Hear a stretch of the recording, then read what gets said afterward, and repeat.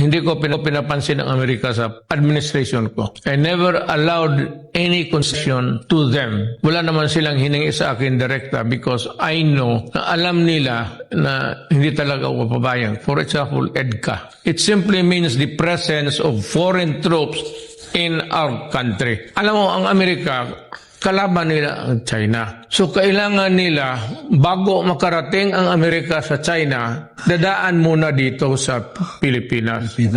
So importante sa kanila ang Pilipinas, buffer zone. Na bago makalusot itong mga Chinese, dadaan talaga sila muna dito sa mga military installations. Buffer zone ang Pilipinas. So, Amerika, kailangan talaga nila pigilan ang China from advancing to the Pacific. The only way that they can enter into the Pacific, makita mo sa mapa, dito sa Taiwan Strait, between Taiwan and the Philippines, nandyan sa dulo on the tip of the country, there's a narrow channel there.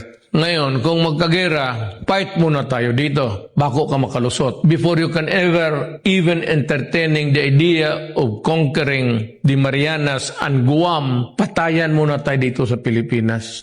So, ang problema ngayon is they have asked many military bases. Pag military base, armas talaga yan. Missiles yan. So, 1, 2, 3, 4, 5, 6, 7 siguro ang Cagayan. So, anong gawin ng China nito? Kung mag-away sila ng Amerika. Sino ang kalaban nila? Amerika? Oh, saan ang Amerika? Nandito sa 1, 2, 3, 4, 5, 6, 7. Kaya, bombahin talaga nila yan. Luzon, Visayas, hanggang Cagayan de Oro, Sus Mario Sep.